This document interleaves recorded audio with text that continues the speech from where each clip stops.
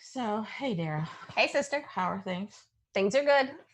So today, I'm feeling a little funky. Yeah. It's definitely an MS day for me. Yeah. The heat. So the heat, just everything, but so like 2016, that's when I got my diagnosis, right? Yep. So then I started looking for things, everything I could find. I just wanted to eat it all up, but I never really saw anybody that looked like me. Yeah. So, that was a big deal. And I thought, am I like some abnormal, Yeah. where are the people that look like me? Where are the Where's my black tribe? girls? Tribe, I need Where you you. at? Come out. So, yeah. So I think we need to dive into that today and find, search out our tribe. I think so too. And we have the perfect people on. Our show is going to be filled with Black Girl magic. What? So excited. I'm much. We have Myelin and Melanin. Mm-hmm. What? Two amazing Black women, both that have MS. Mm-hmm. They have an amazing podcast. And I'm really excited for them to be on the show today. So let's back up because, as I said, this is an MS day. So I am Alana Gibbs, and this is my sister, Darah Thompson. And this is A Valid Podcast. All right. Now we're back on track. We're back on track. All right. Why don't we describe ourselves? So I am a very fair complected Black girl with, I have very coily hair today, very coily.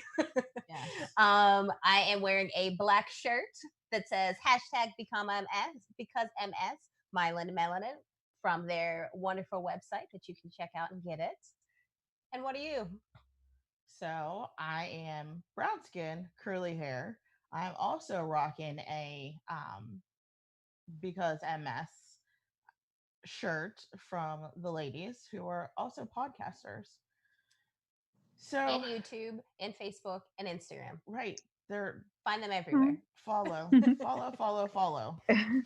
So today what we want to know, what we're going to talk about and find out is I want to know why Daana loves red lipstick and James Baldwin. Because I love James Baldwin also. Love. And I want to know, how did Dawn find her Zen? And what's on their playlists? Yeah. What podcast did they listen to? Right. Why did they start a podcast? What was their inspiration? Right. I want to know all the deets. But also, more importantly, I want to know, how do they keep moving forward? Because when I was looking for people who looked like me, I found them. And so in finding them, they were an inspiration. I was like, oh, yeah, those girls get what I'm talking about. So, Yeah. So it's exciting. You found them, and now we're bringing them to our audience. Right. Yeah. Super excited. Support those who support you. That's right. And before we move to the next segment, I'd like to let you know where A Valid Podcast comes from. This show and the All Abilities Media Project are a public-private collaboration. They are co-produced by Unabridged Press and the Center for Media Innovation at Point Park University. That's in downtown Pittsburgh. Support for our work is provided by the FISA Foundation, the Pittsburgh Media Partnership, and other funders. Learn more at avalidpodcast.com. So, as you can tell, we're very excited to have the ladies of Myelin and Melanin, Dawn and Daana. Dawn and Daana. So we'd like to welcome you ladies to the show. And would you like to introduce and describe yourself? Yeah, I am Dawn, and I am a brown skin woman. Today, my hair is straight. It's curly naturally, but today it's straight. I have on lip gloss, no red lipstick. Not in the mood for that, but I do have on a white t-shirt that says "I am not invisible," and it says Myelin and Melanin. It's one of our special edition shirts. We're also selling that as well, or we have that as well. And it has dual meaning, so we can get into that later about why we're not invisible. We will get into that. And And I am Daana, and I am a very light skinned Black woman. I have, I guess you could say, curly hair, but it's really super frizzy today. So, dark brown, almost black hair, and red lipstick. And yeah, and I have on a white t shirt. You can't really see it all because the angle's weird, but it says lightly melanated, hella black. So, yeah, that's Oh. me. I need that. I definitely need that. You do need that one. I definitely need That is a great one. But it is an awesome. Thank So, you. ladies, if you let me fix my headphones here. If you could tell us, like, how did you get started with your podcast? Why did you start this podcast? Well, we met. This is Dawn talking. Mm-hmm. We met on a Facebook group. It was a Facebook group called Limtrata, and it's for MS patients. A lot of the neurologists will suggest or recommend this particular Facebook group for people who are taking this disease modifying therapy. And it's a newer disease modifying therapy. So there are a lot of questions, a lot of reluctance, a lot of scary, nervous thoughts and things like that. So your MS team will basically guide you there so that others that are going through this process, you can like lean on them and ask questions and things like that. And this is where I met Daana, where this is where we both started to communicate. I would see her, posting things and making different responses. And I'm like, oh my gosh, this person thinks so much like me. Like there's so many things that we like vibed with, for lack of a better word, Yeah.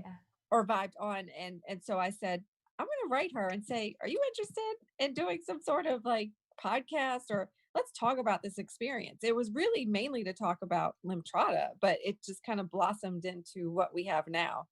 And initially Daana was like, I'm not really ready. And we will talk about this, I'm sure, as the time goes on in today's podcast. But we were both in denial for well over a decade, and so I think the and Daana can speak to this. I think the fear of like really letting it out that we both, or that she had MS, and that like this is something that's a reality. Like to let people know, it was kind of like nerve wracking. Like I don't know if I'm ready for it, but Right. yeah. So in 2018, that's when we launched it, and she was like, "I'm ready," and that's how we started. Wow. That's The rest awesome. history. So, how did you ladies, well, Daana, how did you become ready to talk about it? Like, what was did you go through a process? Did something happen? Or were you just like, nope, now's the time? Well, I think that so I've had MS since 2000. I was diagnosed in 2004. So I've had MS for 16 years. And for many years, well over a decade, my MS was very invisible. I was very asymptomatic. But, over the years, my MS has to hide it anymore. So clearly, like, yeah, something's going on. It's something that I can't hide. So I think that, and that really kind of sounds like the easy way out of like, I came out, for lack of a better term or phrase, because I had to, but kind of, it's sort of like, I'm ready to tell my whole truth. And yeah, so I think for me, it wasn't like I was mentally, I had over 10 years to mentally prepare, but I had to do it. So I just kind of went with it. Yeah. So no rhyme or reason, except I kind of had You had to. I to. was sort of forced it. Yeah. So, Yeah. how was for both of you ladies, like, finding or coming to your diagnosis? Was it an easy process or not so much? Like the actual diagnosis or Mm-hmm. coming to terms with it. The actual diagnosis.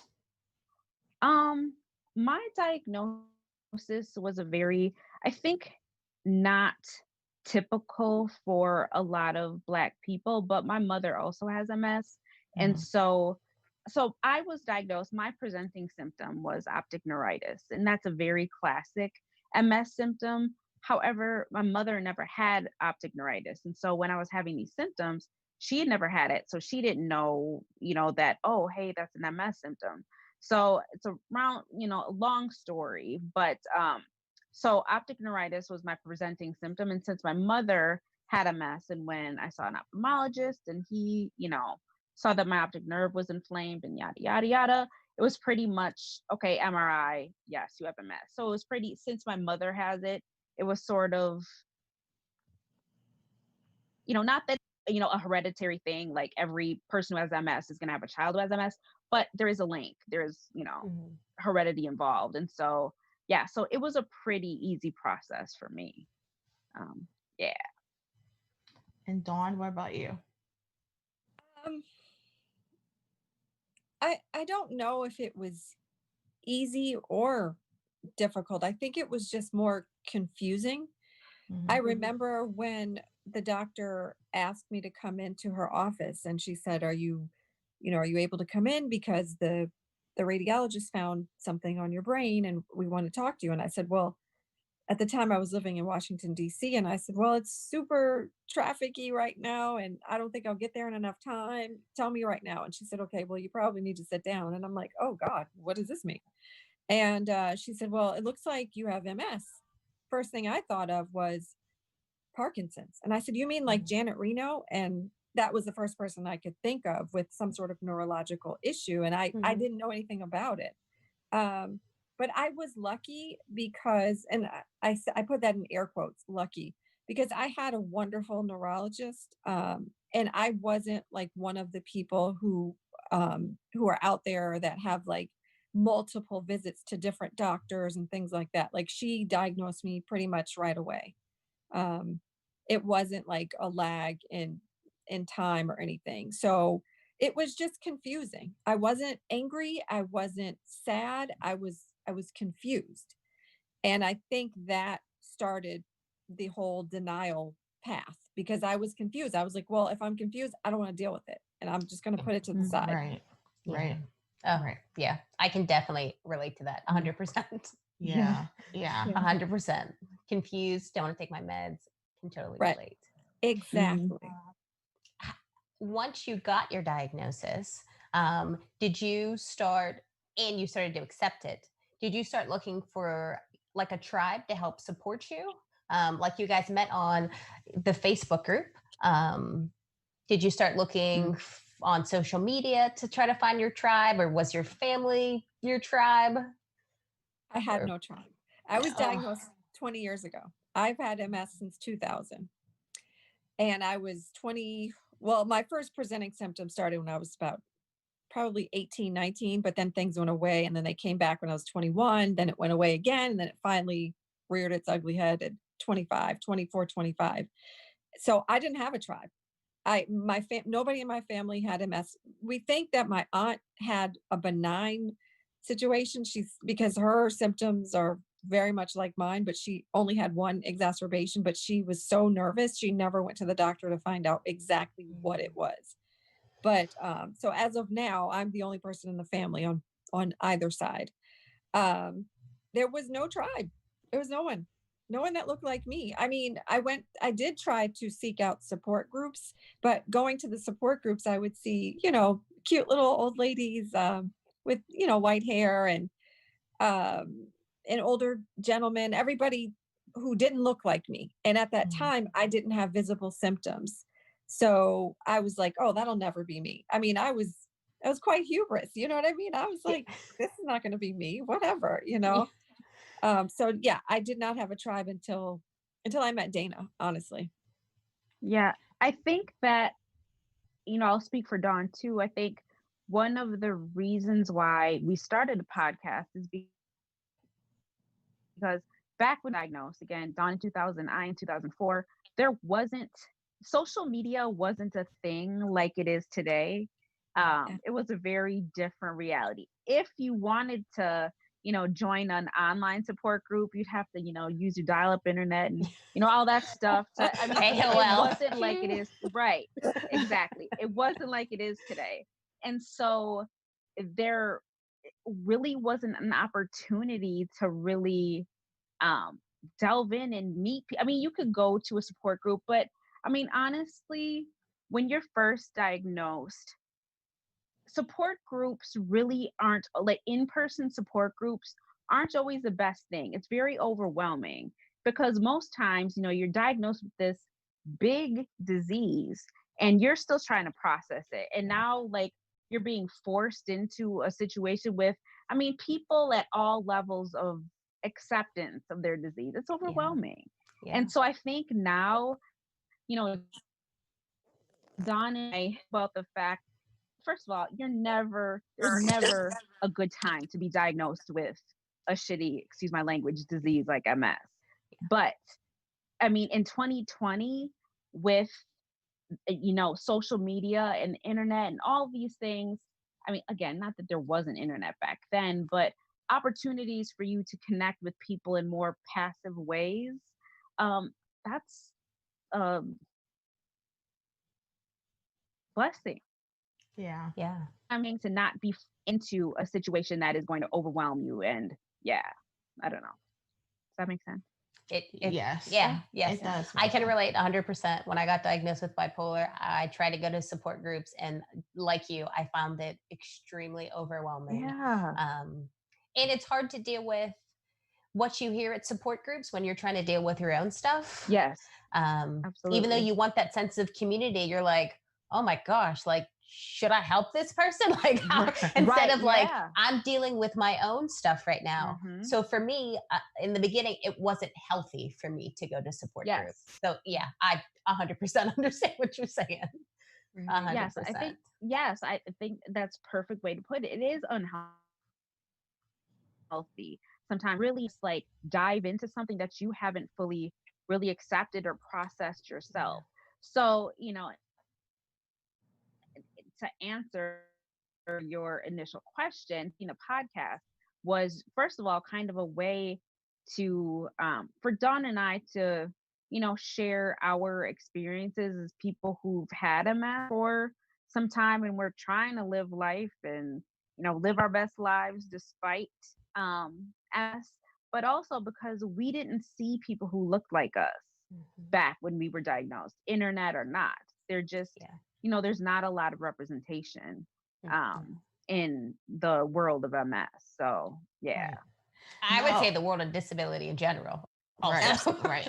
Yeah, no, you're right. Yeah. And I find it interesting how people who have disabilities, we like intuitively know where to seek out our tribe or know when to like attach ourselves. Yeah, exactly. Yeah. Because I can probably speak for Daana too. We just kind of knew not to really step into that arena of those support groups. You know what I mean? And I'm sure it's the same for you stepping into a bipolar support group. A lot of times people have so much like tremendous trauma in addition to what they're diagnosed with. And I don't know how to handle that. You know what I mean? Like I'm trying what I have right now. So, you have to be you have to prepare yourself. You have to be far enough along in yourself and your acceptance before you can try to even listen to others. Not even help, but listen, because sometimes it's just scary. Yeah. Absolutely. So how do you think that if seeing people that looked like you from the beginning, do you think that would have maybe made the journey a little easier? No. Or not so much? No. Yes. Oh, no, not for Dawn. Yes. Yeah, yes, for me, it wouldn't have made me accept it any faster. But what I will say is that, like now, for example, all right, back when, in the early 2000s, that era when we were diagnosed. So let's just take something like mobility aids, for example. Now, the reality is that MS it does not guarantee that you're going to need a cane or a walker or a wheelchair, but it's, that happens. Way back then, a cane looked like something, very medically, same thing with walkers and wheelchairs, very medically, not stylish, you'd feel like you were 100 years old, for example, using a mobility aid.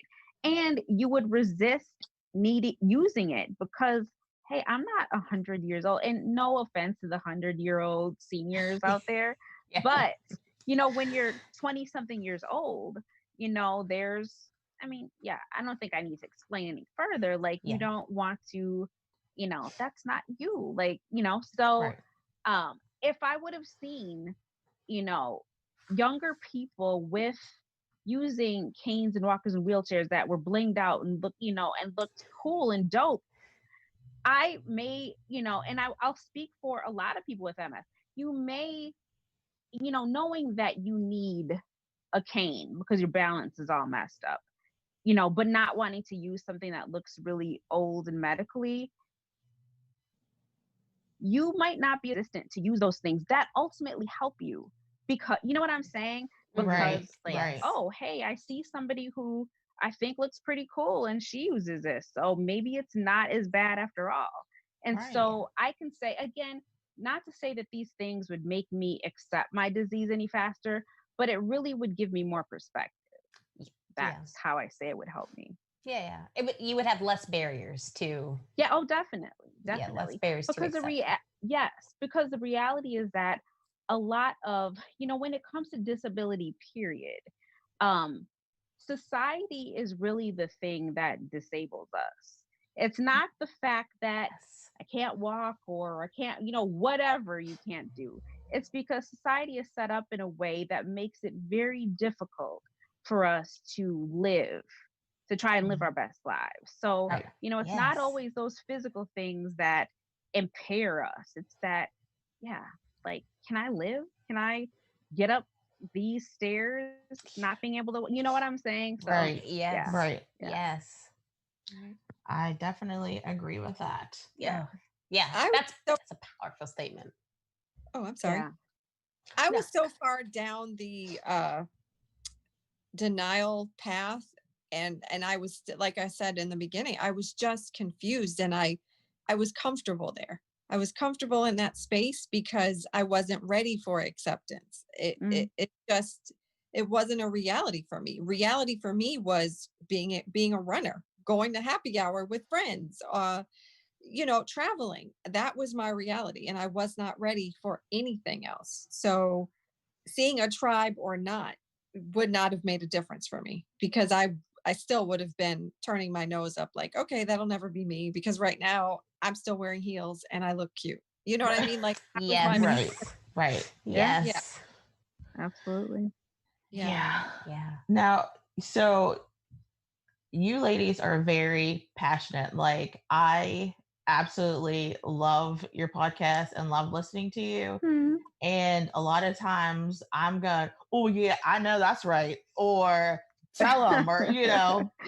because it's just, it's so relatable to me. And I'm just very thankful that you guys have, that you found each other and that you accepted and shared with the world.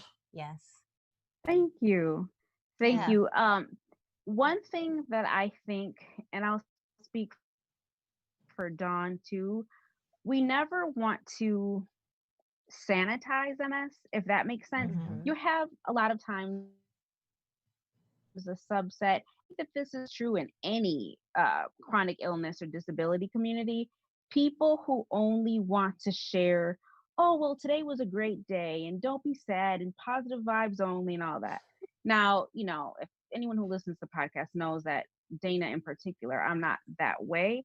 I think that people should know everything. You know what I'm saying? Like, Yeah. if Right. I'm having a Right. bad day, or if something sucks because MS, I'm gonna say it. It's not, I'm having a bad day. It's not like, oh, only positive vibes and this, that, and the other. No, because you're allowed to feel how you feel. And Yes. MS, while it's not something that, and I don't think that, I hope that we don't, sound overly bitter or anything in the podcast, which I don't think Dawn would never No, allow that. no, Because you she's don't. not.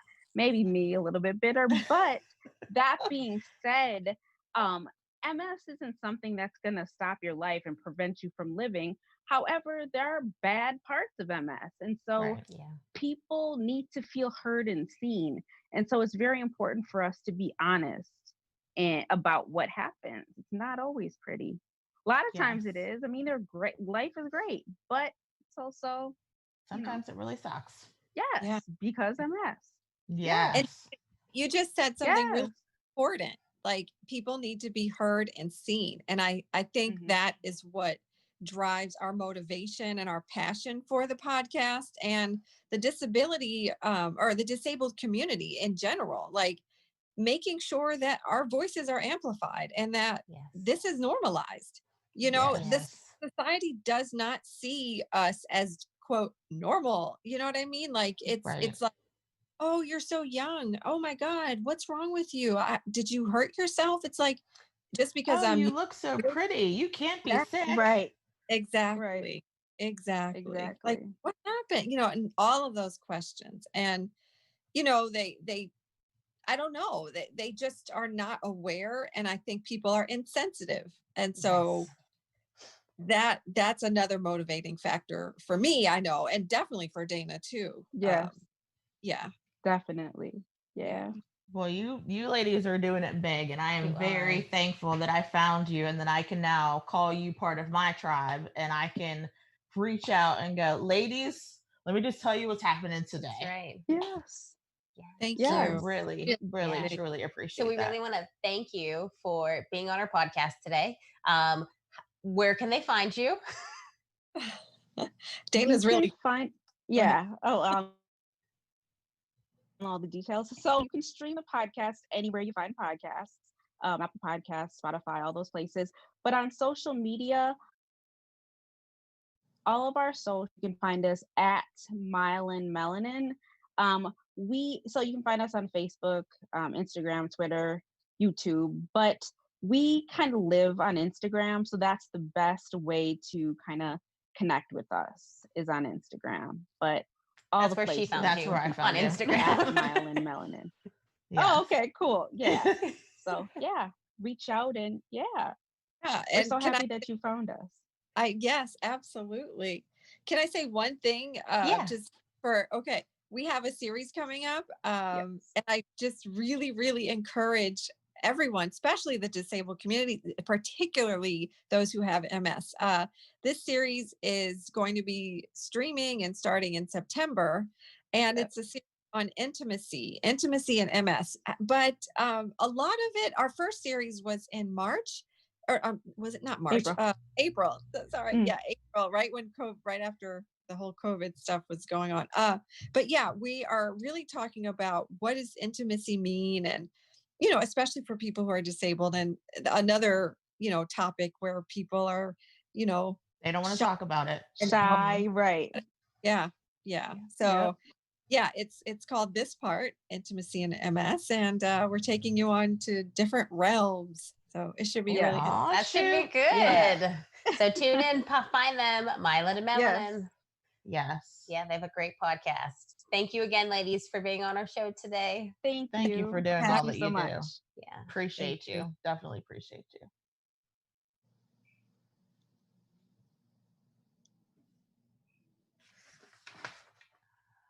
So thank you for listening today. This is a valid podcast. Please be gentle to yourself and to others.